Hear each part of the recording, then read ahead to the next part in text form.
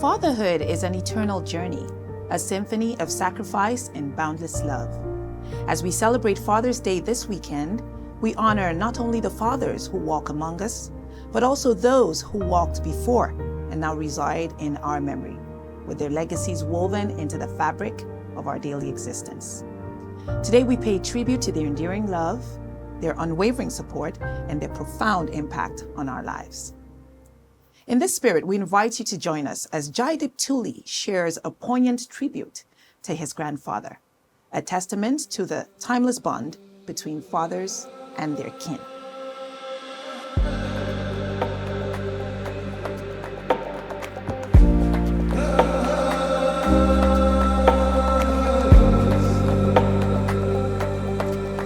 Where are you?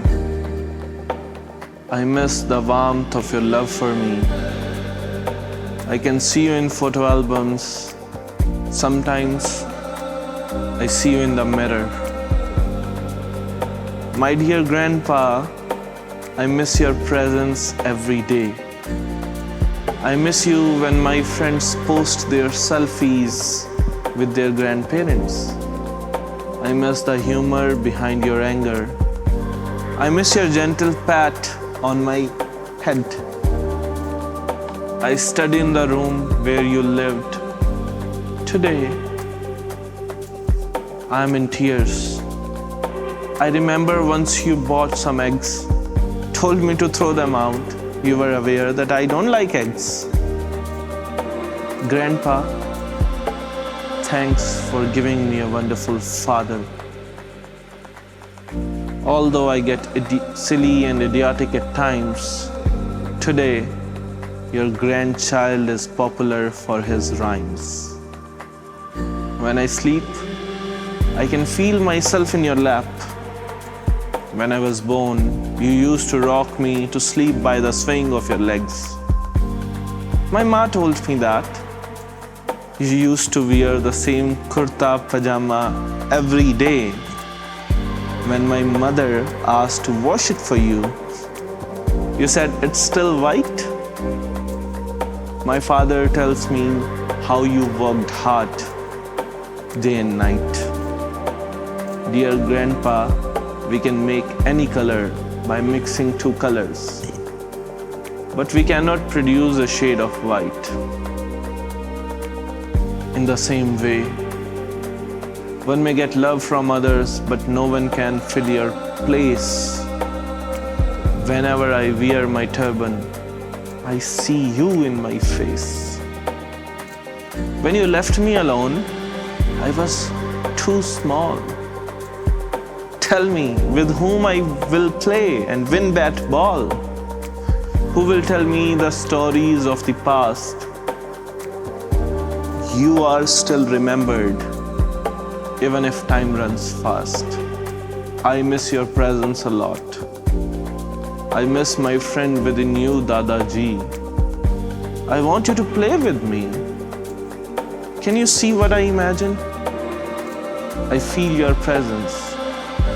I want you to get honored when people honor me. I wish we had spent more time together. I can't forget you ever.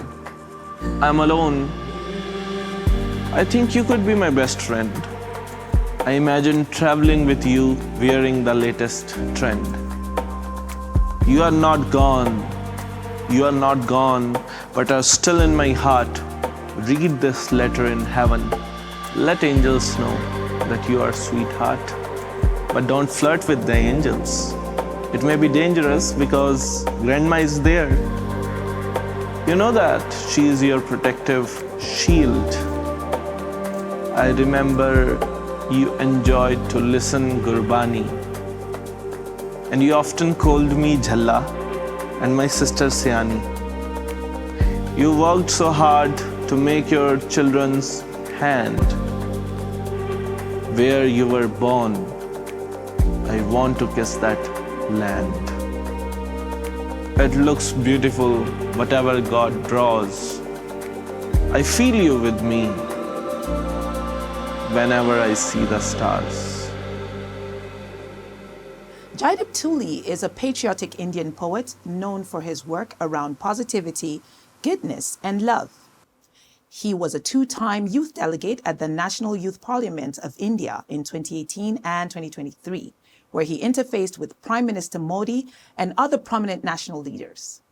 He graduated as valedictorian from St. Mary's University with a master's degree in teaching English. He joins me in the studio to share his perspective on fatherhood. Welcome to the show, Jaideep. And thank you so much, Madhulay. It's a pleasure being here. What was going through your mind as you read that poem? Well, as a poet, whenever I write something, anything, especially this poem that I wrote for my grandfather, I imagined I had very vivid images of it. I was very small, and I remember I used to play. How old were you? Do you remember? I think I was 6 or 7 that time when I lost my grandfather. There was a room in my house at the top floor, at the first floor, where my parents used to send me to study. And I used to study there. But I'll tell you honestly, I didn't study there. I used to play video games on my computer. And my grandfather was there, and he used to see, and he used to complain that you're always into this computer screen, you'll ruin your eyes, you'll damage your eyes. I said, okay. And he was a spiritual person, religious person. So I got an idea. I played religious music in that. It is called Shabad in Punjabi. And at the background, I was playing this religious music. And he was very happy, very calm, composed. And he was like, wow, my grandchild is listening to religious music. To be honest, that was played in the background. And in front, I was playing Grand Theft Auto Vice City. So that was just to get him off your back. Yeah. But he was very, I remember touching his hands at times. They were very soft, old hands, hands of old people. They're very soft. Yes. Skinny. I still have that feeling. Oh, wow. I never felt those kind of hands from anyone else. Sounds like you had a very special relationship with Grandpa. Yeah, I miss him a lot. Like, I started wearing turban looking at him. Oh, wow. Initially, I had a haircut, and then I started growing my hair, and I started wearing a turban too. Unfortunately, he didn't see me wearing one, but I started wearing looking at him only. And then I had to change my appearance again because of some medical reasons anyways. But I know this in my heart that if he would see me in turban, he would be very happy. Aww. And he didn't know I was too small at that time. I wasn't even writing poetry or performing. But I missed him when I used to go on stage and getting the awards and something. I missed him. I thought I'll take my grandpa with me here and we'll get the honor. Yeah, we just sometimes imagine that they will live on forever, but unfortunately, that's not the way life works. I'd like to pivot a little bit to your father now, because it sounds like you have a strong legacy of fatherhood. There was that strong bond with your grandfather. But tell us a bit about your father. My father, he was a very charming guy. He started off his career as a physical training instructor. Before that, he was having his own flour mill. He was feeding people with that. And then my father and mother got married, and my mother looked into his academics, and she looked into that. He had a diploma in physical training, and she inspired him, kind of encouraged him to join that line. And my father went into schools and started working as a physical training instructor, lots and lots of students. And in fact, I was thinking one day, it's common for students to remember the name of their teacher. Right. But my father was someone like who remembered the name of each and every student of his. Wow. And his persona was like very strong, and at the same time very loving, very kind, at the same time very soft from inside, would appear hard on the outside figure, would appear macho, but having a very, very kind heart of a person to help others and to feed the people. He was very fond of giving food to people, not as a charity or something, but Right. even if someone is coming casually just to say hi, he'll have something in his pocket, maybe toffees or chocolates, he'll give So them. he just give had it to them. a heart for people, it Yeah, sounds like. hard for people. Yeah, he was like that only. Yeah. So how did your relationship with him evolve over the years? Was it the same, like plateau, or were there like highs and lows through childhood to young adulthood and then adulthood? As I said, he was a physical training instructor, so he practiced beating me at home. Where it was legal. So he wanted me to study. He wanted me to study well, but I was not very studious. I used to play video games, as I said, and I used to be into like other stuff. But he wanted me to study, and he was strict at times. He would take my mathematics book, and I'll play like a child. I say, "Papa, I don't have the pencil with me now. I don't have the eraser. I don't have the Excuses. sharpener." Excuses and all that. And I'll get irritated. I'll say, "Sit here with me. I'm gonna make you do this work. I'm not sleeping, and you're not sleeping till night till you do this exercise here." Wow. So he had that kind of discipline. And more than telling me, he always he did what he wanted me to do. He would wake So up he early. led by example. By example. He woke up at 5 a.m. every day, no matter what. And he'll have his hot water in the morning. He'll go to office, work, come home and talk with me. How was your day? He'll talk with me. And yeah, at times it was like when, you are young and you are into this fashion and style, and there's Yeah. a very thin line when you might get distracted from your track of life, and you may get into something where it becomes difficult to come back. But he was always there to hold my hand and to take me to the right place. Even if I mess up some things, whatever happens, I have this person who is going to take care of the things for me.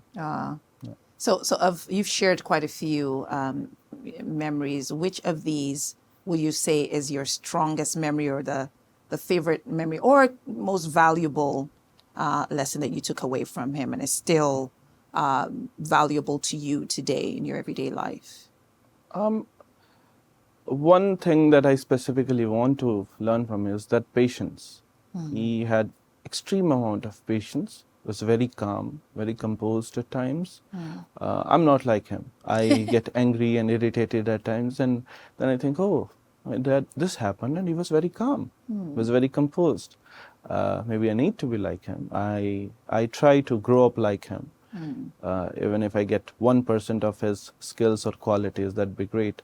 Wow. You were sharing earlier about how you were being forced to study. And that for me is the most hilarious thing, because you were being forced to study at some point and you found very creative ways around getting out of it. But then here you are today, 2023 Valedictorian Award from St. Mary's University. I'm now pleased to invite Jaideep Tuli, class valedictorian, to come forward and address the graduates. Jaideep, as valedictorian, is recipient of a John and Heather Fitzpatrick Valedictorian Award.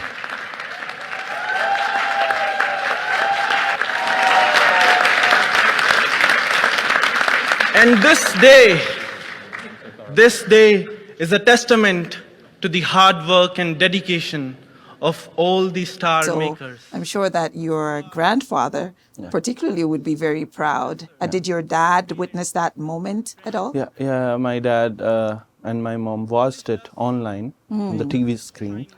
My mom had some knees problem, but she stood for all 12 minutes. Wow. And my dad was surprised. How can you stand? And she said, my son is speaking, I can stand. Oh, that's amazing. And my dad watched it and he was very proud. He was very happy. In fact, I planned their visit here, but at that time their ticket got cancelled, unfortunately, because of the weather at that time. Wow. But they watched me online on the TV and we had a conversation after my speech.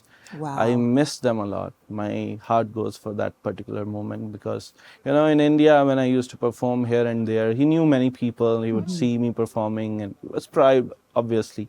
But it was, for me personally, it was my thing that I wanted my dad, my father to be here, my mother to be here. When I'm speaking on the stage in front of in this whole new world, Yes. different people, where I didn't know a single soul when I came here. And here I am, I'm speaking for myself, for my country, for my culture, and representing it. You had graduated from a national stage to an international one. for that speech. I wanted my father to be there, but he watched it online and was very, very proud. And I think actually it's more than mine achievement, it is actually my father's achievement because it is the result of that forced studies, Yes. of that encouragement, of that discipline that my father provided for me when I was young. Yeah. Yeah. Let's pivot a little bit to India. You mentioned in your valedictory speech that India had taught you to teach, to treat everyone as family. Tell us more about that. Yeah, there is a quote in India that they say, it's called Vasudev Kutumbakam. It's a Vasudev Kutumbakam. Yeah, it's a Sanskrit word, and it means that the whole world is a family. We are together, irrespective of caste, color, skin, religion, race, whatever. We are still a family. We are together. And I always heard this in India, in the speeches, declamation, and various places. Right. But when I came here, I To realized Canada. Canada, yeah. I'm thankful to Mr. Trudeau, if I may say so. But I met people from, here you are, Model A from Nigeria, I'm Yes. talking to you. I met people from Nigeria in my class also, from Iran. My professor, wonderful professor, she is from Germany. Her name is Dr. Esther Jens. Okay. She was, in fact, the professor of culture only in my academics. And I got to know different cultures. And I realized how much similarity we have in terms of emotions, in terms of goodness, in Right. terms of life. Yeah. We all want to spread happiness somehow. And I realized, yeah, and that's how it connects. We actually are a family. We who are. think on similar grounds, who actually want everyone to be happy. So yeah, and that is something I learned. And I said, India flows in my veins. Even if you like cut hair, you'll see tricolor flowing in my veins. I truly believe it. It is a very poetic statement, but I truly believe it. Others have red blood, mine is tricolor. That's the flag of India. Of India. Yeah. That would So, be the green, the orange, and the white. Yeah, Okay. it's green, orange, and white, and there is in between Ashok Chakra. Yeah. What is that in the middle? In the middle, it is a circle. Okay. It is called Ashok Chakra. However, the saffron colors represent sacrifice, Okay. white stands for peace, and then there is this green color for greenery, spreading greenery. Okay. I'm not sure. Ashok Chakra somehow represents the togetherness of people again. Okay. Wow. That's amazing. Now, onto a very sensitive subject. This is your very first Father's Day without your dad. Your dad passed away in the last year. How are you feeling? In fact, it was this year only. Actually, I was cutting. It's just 103 days, 3.5 months, Wow. hardly. To be honest, Madle, I don't think that he's gone. I think he's with me. Because when it happened, I was in India at that time. You were with him. I was with him at that time in India when this happened. But then I came back here quickly. I came here in April, and this happened in March. So I somehow still think he's back home in India. He's wishing for me, and he's praying for me. And he's good, he's fine. And when I'll go back to India, I'll see him. So I take it that way. I cope with it that way. In fact, we did a poetry competition on his name. That was called the Shri Jaideep Tuli Poetry Award. And we had people from different schools, around like 10 schools participated in that. And around 45 students took part in that, where they recited the poems that they wrote about father. Right. So yeah, and we had 5 winners. There was cash prizes, trophies, and everything, just as a token of encouragement for those students. And that was a honor to my father. And he was very fond of poetry too. He liked the performance. He liked children. He was very fond of children. He loved kids. He was it sounds like he was a community leader, not just a father. He was a father of the community, not just your father. You may say so. In fact, he knew a lot of people. I hail from a city called Karnal. It's in north of India. Right. It's in heart of Haryana. And he knew almost every person in Karnal. And every person, whoever I met, looked up to him in terms of like academic guidance or social guidance, relationship helps. People used to come to him for a lot of things, and he used to help them without any charge, any money, or anything Right. in return. And he was he had a heart of like a giver. And my mom used to fight with him. Why are you doing it? and you're Right. not giving us time, and as it happens in Yes, families and yeah. relationships. But he was such a giver, and he always used to say, who am I to give? I'm no one to give. I'm just a source, and if I'm getting a chance to serve anyone, and that's a blessing on me.